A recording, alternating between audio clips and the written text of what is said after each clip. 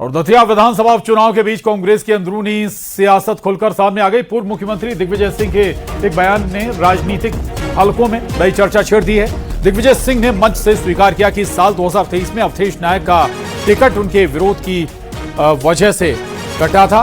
पूरा मामला उस समय चर्चा में आया जब कांग्रेस की आम सभा में पूर्व मुख्यमंत्री दिग्विजय सिंह ने सार्वजनिक रूप से कहा कि वर्ष 2023 में अवधेश नायक का टिकट उनके विरोध के कारण कटा था। अवधेश जी, मैं आपका आभारी हूं। हाँ, मैंने आपका टिकट का विरोध किया था क्योंकि आप कुछ दिन पहले ही भाजपा से आए थे, इसलिए मैंने आपका विरोध किया था। लेकिन जिस दमदारी के साथ और ईमानदारी के साथ आपने टिकट कटने के बावजूद भी आपने राजेंद्र भारती के चुनाव में चुनाव लड़ा और उन्हें जिताया, मैं आपके प्रति आभार व्यक्त करता हूं और आपका सम्मान।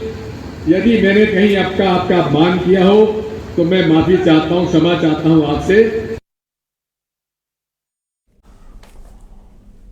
और चलिए बात करते हैं दतिया उपचुनाव की, जिसको लेकर मेल मुलाकातों पर सियासत हाई हो रही है। दरअसल कांग्रेस नेता अवधेश नायक से बीजेपी प्रत्याशी आशुतोष तिवारी ने बंद कमरे में मुलाकात की, जिसके बाद कई सवाल उठने लगे। क्या कांग्रेस को एक और झटका लगने वाला है? हालांकि इस मुलाकात को खुद अवधेश नायक ने शिष्टाचार भेंट बताया है। खास बात यह है कि अवधेश नायक कांग्रेस से टिकट के दावेदार थे, लेकिन पार्टी नेतृत्व ने अंतिम समय पर पूर्व विधायक कुंवर घनश्याम सिंह को उम्मीदवार बनाया और इसके बाद से उनके नाराज होने की चर्चाएं लगातार सामने आती रही है। टिकट घोषित होने के बाद अवधेश नायक के समर्थकों में नाराजगी देखने को मिली थी और खुद प्रदेश कांग्रेस अध्यक्ष जीतू पटवारी भी उन्हें मनाने उनके घर पहुंचे थे।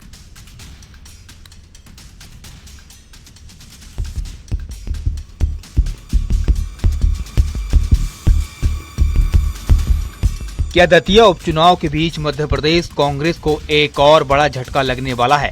क्या कांग्रेस नेता अवधेश नायक अब कांग्रेस का साथ छोड़ने वाले हैं?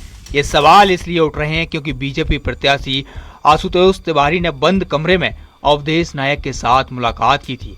चुनावी समर में हर मुलाकात, हर तस्वीर और हर सियासी बयान के गहरे मायने होते हैं। अवधेश नायक कांग्रेस से नाराज चल रहे हैं।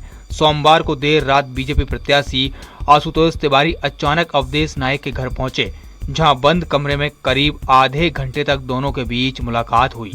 आपको बता दें, अवधेश नायक दतिया से कांग्रेस के टिकट के प्रबल दावेदार थे, लेकिन पार्टी ने अंतिम समय पर पूर्व विधायक कुंवर घनश्याम सिंह को उम्मीदवार बना दिया। इसके बाद से ही नायक के समर्थकों में भारी नाराजगी है। खुद एमपी कांग्रेस अध्यक्ष जीतू पटवारी उन्हें मनाने उनके घर पहुंचे थे। इन मुलाकातों के बाद सियासी गलियारों में नई बहस शुरू हो गई है। बीजेपी कह रही है अवधेश नायक के साथ कांग्रेस ने गलत किया। उधर कांग्रेस का कहना है कि अवधेश कांग्रेस छोड़कर नहीं जाएंगे। मुझे नहीं लगता है कोई नाराजगी है। आजकल में आपको मिल जाएगा उनकी घोषणा, क्योंकि वहाँ बखत नहीं है बीजेपी में। वहाँ तो दूध में से मक्खी की तरह उठा के फेंक देते हैं, देखा आपने। और वो उनकी सरकार है और जिन्होंने इनका समर्थन किया उत्तम मिश्रा जी का, तो उनके खिलाफ सब केसेस लग गए।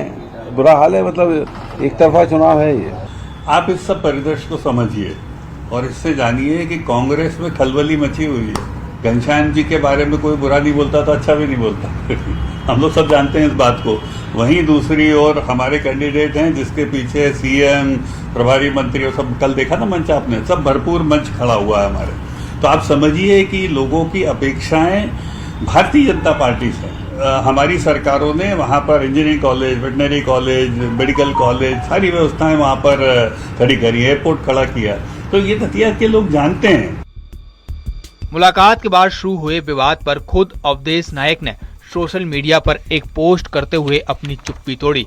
उन्होंने कहा कि दोनों दलों के प्रत्याशियों ने मुलाकात की है, ये महज शिष्टाचार मुलाकात थी। दल बदल पर अभी कोई फैसला नहीं लिया है। अवधेश नायक ने कहा जल्द ही कार्यकर्ताओं से बात कर दतिया के हित में बड़ा फैसला लिया जाएगा। प्रमुख लोगों से चर्चा होती है और समर्थन मांगा जाता है। कांग्रेस के प्रत्याशी भी आए थे, तो मैं तो कांग्रेस में हूँ, लेकिन शायद में उन्होंने कहा कि आप अपनी नाराजगी दूर करिए और मेरा साथ दीजिए। कुंवर घनश्याम सिंह ने। आशुतोष जी भी आए थे, उनसे मेरे छोटे बड़े भाई के रिश्ते बरसों से हैं, दतिया के हैं, कपड़ुआ गांव के। तो उन्होंने भी कहा कि आप जो है समर्थन करिए। तो सौजन्य बैठे, उसमें कोई और प्रकार का नेतार्थ देखने की, सोचने समझने की आवश्यकता नहीं। दतिया में उपचुनाव है, ऐसे में नेता इधर उधर होंगे। अब देखना यह है कि अवधेश नायक का अगला कदम क्या होता है। Bureau report, news 18।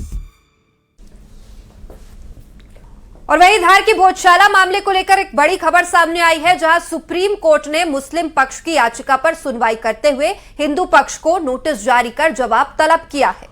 CJI Suryakant की अध्यक्षता वाली पीठ ने हाई कोर्ट के फैसले को चुनौती देने वाली इस याचिका पर यह कदम उठाया। सुनवाई के दौरान सुप्रीम कोर्ट ने मामले की संवेदनशीलता को देखते हुए दोनों पक्षों के वरिष्ठ वकीलों को बेहद सख्त और जरूरी हिदायत दी है। कोर्ट ने साफ लहजे में कहा है कि यह बेहद संवेदनशील मामला है, इसलिए अपनी दलीलों में इस्तेमाल किए जाने वाले शब्दों का खास ख्याल रखें।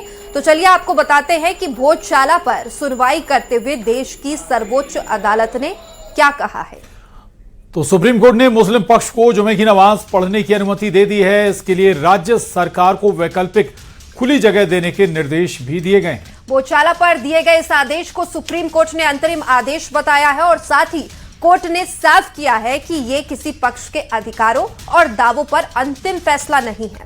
वही मुस्लिम पक्ष के लिए नमाज पढ़ने के लिए कोई अंतरिम व्यवस्था राज्य सरकार करे, ताकि दोनों पक्ष हिंदू और मुस्लिमों को कोई परेशानी ना हो। इस आदेश के बाद खुली जगह में मुस्लिम पक्ष भी नमाज अदा कर सकेगा। और वहीं सीजेआई ने कहा कि हम अंतिम सुनवाई के लिए एक वक्त सूचीबद्ध करेंगे। वहीं जब हिंदू और मुस्लिम दोनों पक्षों के पास समय हो, वो समय तय किया जाएगा। सीजेआई ने कहा कि हम एक दिन इस पर सुनवाई कर सकते हैं। सीजेआई ने वकीलों को भी नसीहत देते हुए कहा, यह मामला बेहद संवेदनशील है और ऐसे में दलील में इस्तेमाल शब्दों का खास ख्याल रखा जाए। जो व्यवस्था इंटरिम व्यवस्था की गई है कि जो भोजशाला परिसर से सटा हुआ अगर कोई खाली जगह है तो वहां पर मुस्लिम पक्ष नमाज अदा कर सकते शुक्रवार के दिन।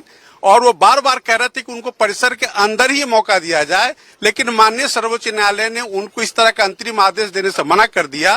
भोजशाला परिसर से सटा हुआ अगर कोई खाली जगह है तो वहां वो शुक्रवार को अपना नमाज अदा कर सकते। ऐसा अंतरिम व्यवस्था अगले आदेश तक किया गया। साथ में यह भी कहा गया है कि जो माननीय उच्च न्यायालय का डायरेक्शन नंबर 7 है, जिसमें यह कहा गया है कि गवर्नमेंट ऑफ इंडिया और एएसआई को मैनेजमेंट, रेगुलेशन और उसको कंट्रोल करने का अधिकार होगा। तो उसको उन्होंने क्लेरिफाई किया कि अगले आदेश तक या बिना माननीय सर्वोच्च न्यायालय के। और जबलपुर से इस वक्त की बड़ी खबर आपको बता दें, जहां 27% ओबीसी आरक्षण मामले पर सुनवाई हुई। एक दिन के लिए मामले पर सुनवाई टल गई है। 15 जुलाई को हर दिन से अब मामले की सुनवाई होगी। तो बड़ी खबर ओबीसी आरक्षण को लेकर, जबलपुर हाईकोर्ट में 27% आरक्षण मामले में सुनवाई टली है। एक दिन के लिए ये सुनवाई टली है। कल यानी 15 जुलाई से हर दिन अब इस मामले में सुनवाई होगी। तो एक दिन के लिए ओबीसी आरक्षण पर सुनवाई टली है। लगातार 27% ओबीसी आरक्षण मामले में हाईकोर्ट में अब 15 जुलाई से सुनवाई होगी।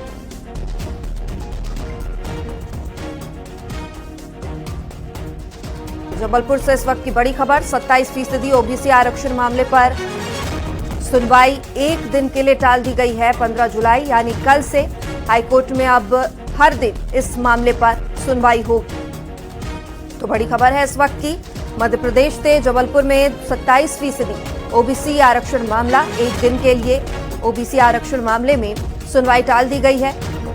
15 जुलाई से हर दिन इस मामले में सुनवाई होगी। ज्यादा जानकारी के साथ सहयोगी श्रीनिवास चौधरी हमारे साथ जुड़ गए हैं। श्रीनिवास, कल तक के लिए ओबीसी आरक्षण पर सुनवाई टाल दी गई है, हालांकि अब कल से लगातार इस मामले में सुनवाई होगी। जी बिल्कुल, आपको बताना चाहूँ कि 27% जो ओबीसी आरक्षण का जो मामला है, मामला आज हाईकोर्ट में इसकी सुनवाई होनी थी, लेकिन सुनवाई के दौरान आज एक दिन के लिए जो मामला है उसको सुनवाई अब टल चुकी है। अब हाईकोर्ट ने यह आदेश जारी किया है कि जल्द से जल्द इस मामले की सुनवाई पूर्ण करना है। इसलिए 15 जुलाई मतलब कल से अब रोजाना इस मामले के लेके हाईकोर्ट में सुनवाई होगी और उसका समय निर्धारित किया 2:30 बजे से इस मामले की सुनवाई की जाएगी। गौरतलब है कि इसके पूर्व जब सुनवाई जो एक्टिंग चीफ जस्टिस हैं उनके द्वारा की जा रही थी, लेकिन जब उन्होंने एक नई कमेटी का नई जो बेंच है उसका गठन किया, विशेष बेंच को गठन किया, जिसमें कि जो जस्टिस विनय सराफ है और पाठक जी उनके साथ इस मामले की अब सुनवाई चालू की। लेकिन जिस प्रकार से अभी इस मामले को लेकर आज सबकी नजरें इसी पे नजरें गड़ी हुई थी, लेकिन आज जब सुनवाई हुई उसके दौरान इन्होंने हाईकोर्ट ने साफ तौर पे ये किया कि अब इस मामले को लेकर जल्द से जल्द सुनवाई पूरी करनी है, जिसके कारण रोजाना ही अब इस मामले को लेकर 2:30 बजे से हाईकोर्ट में सुनवाई पूरी की जाएगी। बिल्कुल श्रीनिवास, तो लगातार हर किसी की नजरें ओबीसी आरक्षण 27% ओबीसी आरक्षण मामले में टिकी हुई है और अब 15 जुलाई से हाईकोर्ट का भी आदेश कि हर दिन सुनवाई होगी। बहुत शुक्रिया।